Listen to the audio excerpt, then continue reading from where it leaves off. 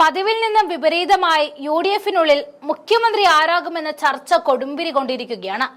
നിയമസഭാ തെരഞ്ഞെടുപ്പിന് ഇനി അവശേഷിക്കുന്ന ഒരു വർഷമാണ്.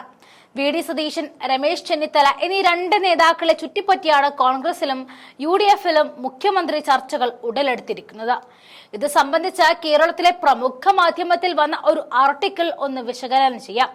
സമഗ്രമായി തന്നെ ഈ ലേഖനത്തിൽ രണ്ട് നേതാക്കന്മാരെ പറ്റിയും പറഞ്ഞിട്ടുണ്ട്. അവരുടെ സാധ്യതകളും ചർച്ച ചെയ്യുന്നുമുണ്ട്. രമേശ് ചെന്നിത്തല 2 മാസം മുൻപ് വരെ മുഖ്യമന്ത്രി സ്ഥാനാർത്ഥിയുടെ പട്ടികയിൽ ഉണ്ടായിരുന്നില്ല. പൊടുന്നനെ എങ്ങനെ ഈ നേതാവ് ഈ ചർച്ചയിലേക്ക് പൊട്ടി വീണു എന്ന് പരിശോധിക്കാം.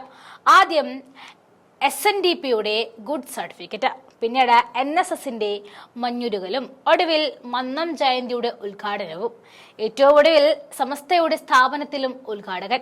രമേശ് ചെന്നിത്തല ചിത്രത്തിലേക്ക് കടന്നു വന്നത് ഈ വഴികളിലൂടെയാണ്. കോൺഗ്രസിൽ രൂപപ്പെടുന്ന പുതിയ രാഷ്ട്രീയ സമവാക്യങ്ങളാണ് ചെന്നിത്തലയെ സതീശനെ മറികടന്ന് ജാതി സംഘടനകൾക്കിടയിൽ സ്വീകാര്യനാക്കുന്നത് എന്നാണ് രാഷ്ട്രീയ നിരീക്ഷകർ ചൂണ്ടിക്കാട്ടുന്നത്. ഇതിനിടയിൽ കോൺഗ്രസ് നേതാക്കളിൽ സതീശനോ രമേശ് ചെന്നിത്തലയോ കേമൻ എന്ന തരത്തിൽ രാഷ്ട്രീയ ചർച്ചകൾക്കും പൊതുമണ്ഡലത്തിൽ തുടക്കമാകുന്നുണ്ട്. ഇതിന് SNDP general secretary Vellappally Natesan തന്നെ തുടക്കമിടുകയും ചെയ്തപ്പോൾ ജാതി സംഘടനകളുമായി ചെന്നിത്തല കൂടുതൽ അടുക്കുന്നതിന്റെ രാഷ്ട്രീയ പ്രാധാന്യമാണ് വ്യക്തമാക്കുന്നത്.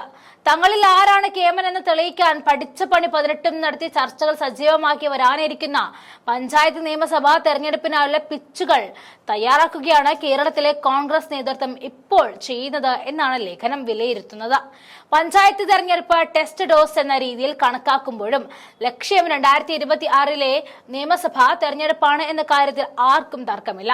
വെള്ളാപ്പള്ളി അടക്കമുള്ളവർ കോൺഗ്രസിനെ മുഖ്യമന്ത്രി ചർച്ചയ്ക്ക് തുടക്കമിടുകയും കൂടി ചെയ്തപ്പോൾ അവർക്കുള്ളിൽ സന്തോഷമുണ്ട്.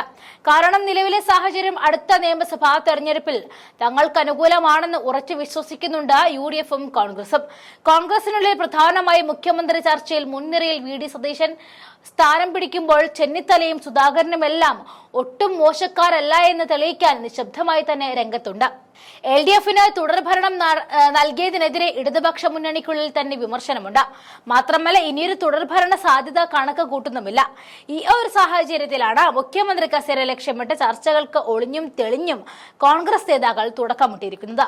സതീശന്റെ പിന്നിൽ യുവ നേതൃത്വം അണിനിരന്നതോടെ ഒരു സതീശൻ ഗ്രൂപ്പ് തന്നെ കോൺഗ്രസിൽ ഉടലെടുത്തിട്ടുള്ളതായിട്ട് ലേഖനം അടിവരയിട്ട് പറയുന്നുണ്ട്.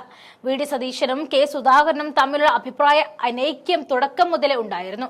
അതുപോലെ പലപ്പോഴും അത് ഒളിഞ്ഞും തെളിഞ്ഞും പുറത്തു വരികയും ചെയ്തിട്ടുണ്ട്. ഇതിനിടെ ലോക്സഭാ തെരഞ്ഞെടുപ്പിലെ ഉജ്ജ്വല വിജയം, പാലക്കാട്ടെയും വയനാട്ടിലെയും ഉപതെരഞ്ഞെടുപ്പിലെ വിജയ തുടർച്ചയും കോൺഗ്രസിനെ തേടിയെത്തിയതോടെ വിജയം ആരുടെ ക്രെഡിറ്റ് എന്ന ചർച്ചയിലായി. ഒപ്പം മുഖ്യമന്ത്രി ചർച്ചയും സജീവമായി കൊണ്ടു. ഇവിടേക്കാണ് മാസ് എൻട്രിയായി രമേശ് ചെന്നിത്തലയും കടന്നു വന്നത്. പ്രതിപക്ഷ നേതാവെന്ന നിലയിൽ VD സതീശൻ തന്നെ മുഖ്യമന്ത്രി സ്ഥാനാർത്ഥിയാകും എന്നതാണ് കണക്ക് കൂട്ടുന്നത്. ഹൈക്കമാൻഡിനും താല്പര്യം സതീശനോടാണ്. മാത്രമല്ല യൂത്ത് കോൺഗ്രസ് നേതൃത്വത്തിന് പിന്തുണയും സതീശന് ഉണ്ട് താനും. എന്നാൽ K സുധാകരനും ചെന്നിത്തലയും ഇതിന് പ്രതിരോധം തീർക്കാൻ സാധ്യതകൾ കാണുന്നുണ്ട്. അതിന് മുതിർന്ന നേതാക്കളെ അടക്കം പിന്തുണ ഉറപ്പാക്കാനുള്ള ശ്രമം നേതാക്കൾക്കിടയിൽ നടക്കുന്നുണ്ടെന്നും ചൂണ്ടിക്കാട്ടിയാണ് ലേഖനം അവസാനിക്കുന്നത്.